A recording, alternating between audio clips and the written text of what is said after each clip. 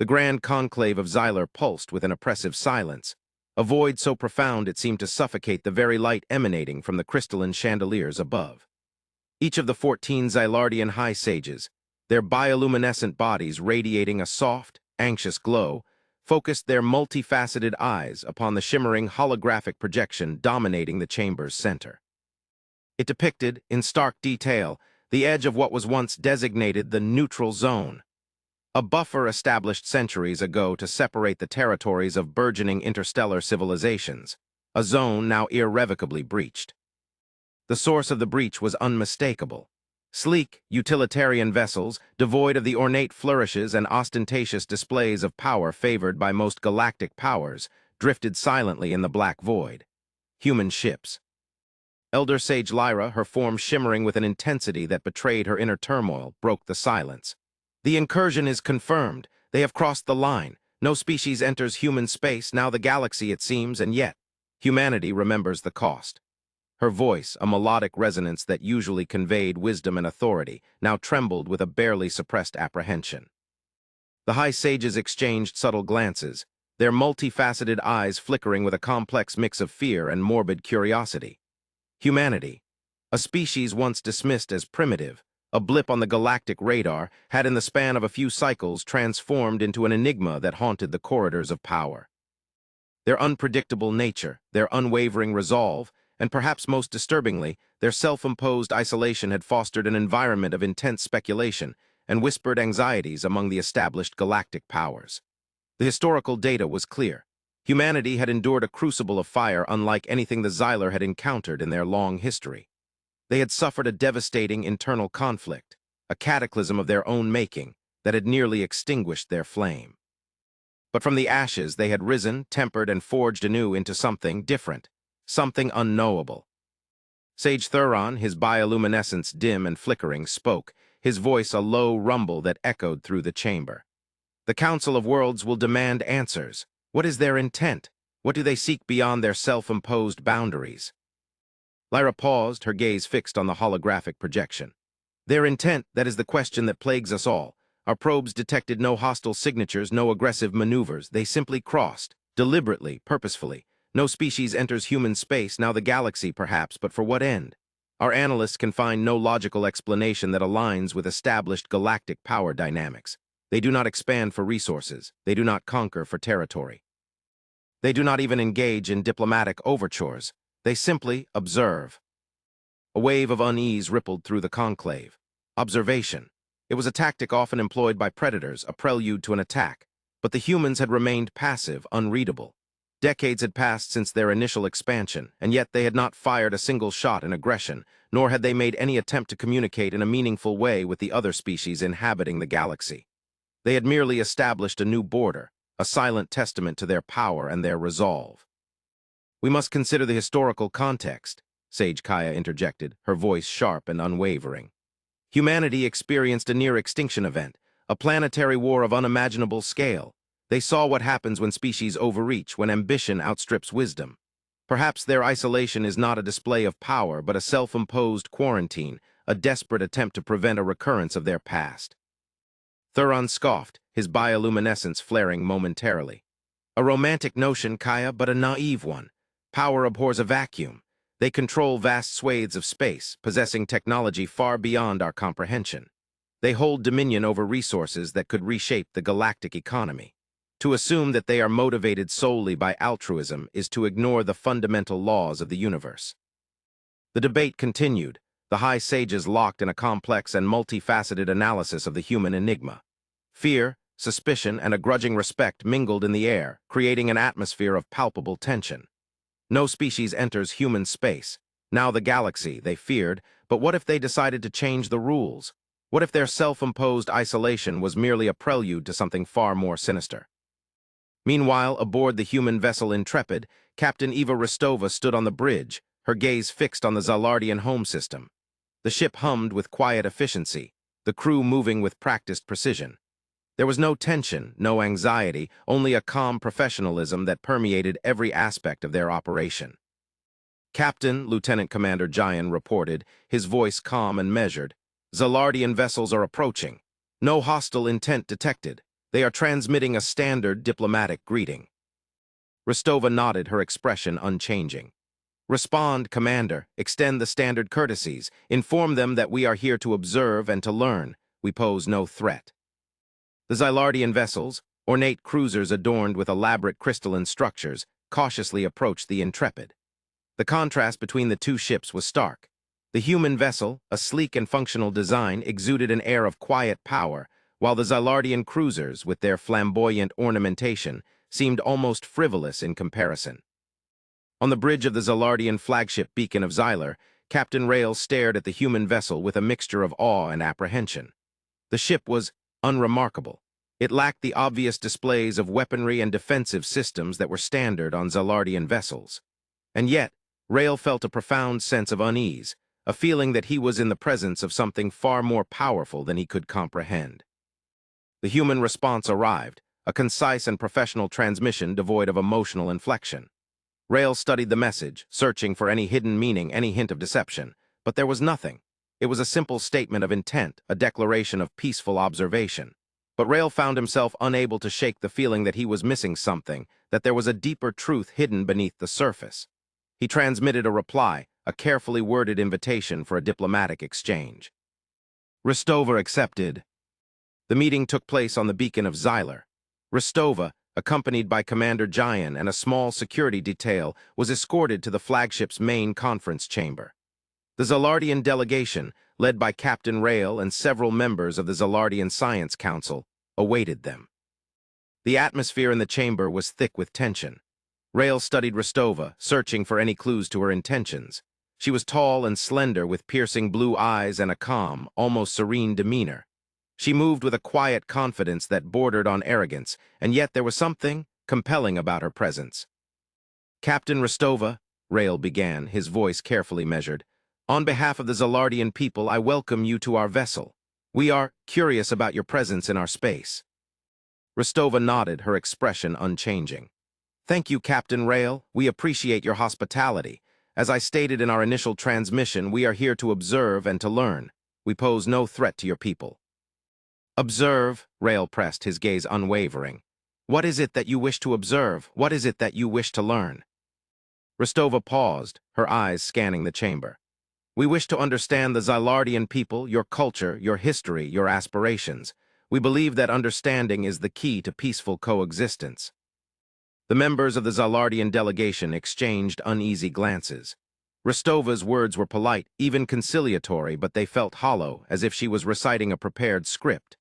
They had expected demands, threats, a display of power, but Rostova offered only curiosity. It was unsettling. Dr. Alara, a Zylardian xenoanthropologist, spoke, her voice trembling slightly. Captain Rostova, with all due respect, your presence has caused considerable unease among our people. Your species has maintained a strict isolation for centuries. Your sudden arrival is unexpected. We cannot help but wonder what your true motives are. Rostova turned her gaze towards Alara, her eyes piercing. Dr. Alara, I understand your apprehension. Our history has taught us the importance of caution. We have seen the darkness that lurks within the hearts of sentient beings. We have learned the price of unchecked ambition. We seek only to ensure that our past mistakes are not repeated. Your past? Alara pressed, her voice rising slightly. You speak of your war, the cataclysm that nearly destroyed your civilization, but that was centuries ago. Why does it still haunt you? Why does it still dictate your actions? Rostova remained silent for a moment, her expression unreadable. Then she spoke, her voice soft but firm. Because, Dr. Alara, we remember the cost. We remember the billions who perished, the worlds that were ravaged, the civilizations that were lost. We remember the darkness, and we vow never to let it consume us again. The silence in the chamber was palpable. Rostova's words hung in the air, heavy with grief and resolve. Rail stared at her, his initial apprehension slowly giving way to a grudging respect. He began to understand. Humanity's isolation was not a display of arrogance or aggression, but a testament to their trauma, a desperate attempt to protect themselves, and perhaps even the galaxy, from the darkness that they knew so well. No species enters human space. Now the galaxy, perhaps, but not because they desired conquest, but because they feared contamination. Days turned into weeks, and the human presence in Zylardian space became a familiar sight. Rostova and her crew continued their observations, studying Xylardian culture, technology, and society. They asked questions, but they did not demand answers. They observed, but they did not interfere. They were a silent, watchful presence, and their very existence forced the Xylardians to confront their own fears and prejudices. As the Xylardians grew more comfortable with the humans, they began to share their own knowledge and experiences. They learned of the human struggle, of their resilience, and of their unwavering commitment to peace. They learned that beneath the calm exterior lay a deep well of empathy and compassion, a willingness to forgive and to understand. The Council of Worlds, initially wary of the human incursion, began to soften their stance. They saw that the humans posed no threat, and that their presence might even be beneficial. They began to consider the possibility of establishing diplomatic relations, of opening up new channels of communication and cooperation.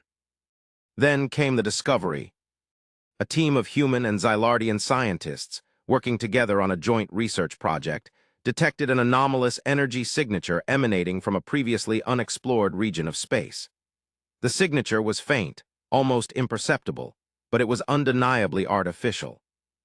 Rostova and Rael immediately launched a joint expedition to investigate. They traveled for weeks, traversing vast stretches of empty space until they reached the source of the signal. What they found there defied all comprehension. An abandoned megastructure, a gargantuan construct of unimaginable scale, dwarfing even the largest planets. It was ancient, derelict, and shrouded in mystery. But it was undeniably artificial, a testament to a civilization that had possessed technology far beyond anything known to the current galactic powers. As Rostova and Rael explored the megastructure, they discovered a hidden chamber. Inside, they found a single datapad, its surface etched with strange symbols. They managed to activate the datapad, and a holographic image flickered to life. The image depicted an alien being, unlike anything they had ever seen before. Its form was fluid and ever-changing, its features shifting and swirling like smoke. The being spoke in a language that was both familiar and utterly alien. "Greetings," the being said, its voice echoing through the chamber. "We are the architects. We built this megastructure and countless others like it throughout the galaxy. We were the guardians of this universe, the protectors of all sentient life." Rostova and Rael stared in awe, their minds struggling to comprehend the implications of what they were seeing. "But we failed," the being continued, its voice filled with sorrow. "We could not stop the darkness. We could not prevent the coming of the Voidborn." The Voidborn?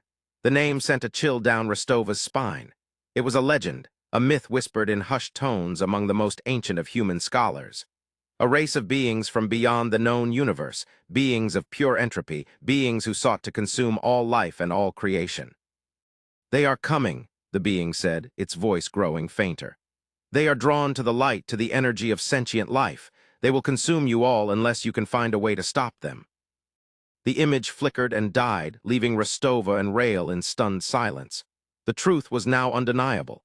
The galaxy was in danger, a danger far greater than anything they had ever imagined. No species enters human space, now the galaxy, and that included the Voidborn. Rostova turned to Rael, her eyes filled with a grim determination. "We have to warn the others," she said. "We have to prepare for war." Rael nodded, his initial fear replaced by a newfound sense of purpose. "We will stand with you," he said. "The Xylardian people will not stand idly by while the galaxy is consumed by darkness." The news of the Voidborn spread like wildfire throughout the galaxy. Fear and panic gripped the hearts of sentient beings, but also a flicker of hope. Humanity, the species that had endured the unimaginable, the species that had learned to master their own darkness, now stood as the last bastion of hope against the coming storm. The Council of Worlds, united by a common threat, rallied together. They pooled their resources, their knowledge, and their military might, preparing for the inevitable conflict. They knew that the odds were stacked against them, but they refused to surrender. They would fight for their survival, for their freedom, and for the future of the galaxy. The Voidborn arrived, a vast and terrifying armada of ships that blotted out the stars. They descended upon the galaxy like a swarm of locusts, consuming everything in their path. The battle was joined, a desperate struggle for survival that would determine the fate of the universe. Humanity led the charge, their ships sleek and efficient, their weapons precise and deadly. They fought with a ferocity and a resolve that astonished their allies. They had learned to fight, they had learned to survive, and they would not be defeated. The Zylardians fought alongside the humans, their crystalline ships flashing with energy, their warriors unwavering in their commitment. They had learned from the humans, they had learned to overcome their fears, and they would not yield. Other species joined the fight, united by a common cause. They fought together, they died together, and they hoped together. They were the defenders of the galaxy, and they would not surrender. The battle raged for cycles, the Voidborn relentlessly advancing, the defenders desperately holding their ground. The galaxy was consumed by fire and chaos, but the light of hope still flickered in the darkness. Then a human scientist, Dr. Anya Sharma, made a breakthrough. She discovered a way to disrupt the Voidborn's energy matrix, a way to weaken their defenses. It was a long shot, a desperate gamble, but it was their only hope. Sharma's discovery was implemented, and the tide of the battle began to turn. The Voidborn's ships began to falter, their defenses weakened, their attacks less effective. The defenders seized the opportunity, pushing back against the invaders, reclaiming lost territory. The final battle took place near the abandoned megastructure, the very place where the truth about the Voidborn had been revealed. Rostova led the charge, her ship the Intrepid at the head of the fleet. She faced the Voidborn leader, a being of pure entropy, a being of pure evil. "You cannot stop us," the Voidborn leader said, its voice a chilling whisper that echoed through Rostova's mind. "We are inevitable, we are the end of all things." Rostova stood firm, her eyes filled with defiance. "You may be the end of all things," she said, "but you will not be the end of us. We are humanity, and we will not be defeated." Rostova unleashed the full power of the Intrepid, firing a concentrated burst of energy that struck the Voidborn leader directly. The being shrieked in agony, its form flickering and dissolving. The Voidborn armada faltered, its ships collapsing in on themselves, its forces scattered and broken. The battle was won. The galaxy was saved. The survivors emerged from the wreckage, weary but triumphant. They had faced the darkness, and they had prevailed. They had learned the importance of unity, the importance of courage, and the importance of hope. In the aftermath of the war, the galaxy began to rebuild. The Council of Worlds was strengthened, and new alliances were forged. Humanity, once feared and misunderstood, was now hailed as a hero, a beacon of hope in a dark and dangerous universe. Rostova stood on the bridge of the Intrepid, gazing out at the newly restored galaxy. She had seen the best and the worst of sentient beings, and she had learned that even in the darkest of times, there was always hope. "Captain," Giant said, his voice filled with emotion, "what are our orders?" Rostova smiled, a rare and beautiful sight. "Our orders, Commander," she said, "are to explore, to learn, to build a better future for all species. No species enters human space, now the galaxy we once declared, but that was out of fear. Now we must remember the cost, but not be consumed by it. We open our space not to conquer, but to share. The galaxy awaits." And as the Intrepid set course for the unknown, Rostova knew that the future of the galaxy was bright. Humanity had learned its lesson, and it would never forget the cost of its past mistakes. They would be guardians of the galaxy, protectors of all sentient life, and they would ensure that the darkness never returned.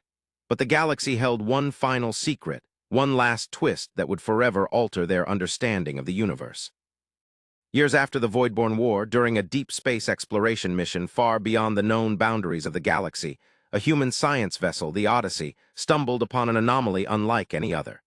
It was a signal, a faint but persistent radio wave emanating from a region of space that should have been utterly devoid of energy. The signal was complex, intricate, and undeniably artificial. It was a message. The message was painstakingly deciphered by a team of human linguists and cryptographers. What they discovered sent ripples of both excitement and trepidation throughout the galaxy. The message was a recording, a transmission from a civilization that had existed billions of years ago, a civilization that predated even the architects. It spoke of a reality beyond the known universe, a dimension of pure energy and consciousness. It spoke of beings who had transcended physical form, beings who had become one with the universe itself. And it spoke of a warning. The beings warned of a cycle of creation and destruction, a cosmic dance in which galaxies were born, evolved, and eventually consumed. They warned of a coming convergence, a point in time when the veil between dimensions would thin, allowing the beings of pure energy to interact directly with the physical universe. They warned that humanity and all other sentient species in the galaxy were about to face their greatest challenge yet. A choice: to remain tethered to the physical realm, to continue the cycle of creation and destruction, or to transcend, to evolve beyond physical form, and to join the beings of pure energy in the realm beyond. The message ended with a question: are you ready to ascend? The implications were staggering. Humanity and all the other species in the galaxy were faced with a choice that would determine the very nature of their existence: to embrace the unknown, to shed their physical forms and join the beings of pure energy, or to cling to the familiar, to remain bound to the cycle of creation and destruction. The decision was not an easy one. It sparked intense debate and philosophical reflection throughout the galaxy. Some argued that ascension was the natural next step in evolution, a chance to escape the limitations of the physical world and to achieve true enlightenment. Others argued that it was a dangerous path, a surrender of their individuality and a betrayal of their physical existence. Ultimately, the decision was left to each individual species. Some chose to ascend, shedding their physical forms and merging with the beings of pure energy. Others chose to remain, to continue their journey in the physical universe. Humanity, after much deliberation, chose a middle path. They developed a technology that allowed them to partially ascend, to maintain their physical forms while also exploring the realm of pure energy. They became bridge between the two dimensions, a link between the physical and the metaphysical. The final image is of Rostova, no longer the captain of the Intrepid, but an ambassador, a voyager, a shepherd between worlds.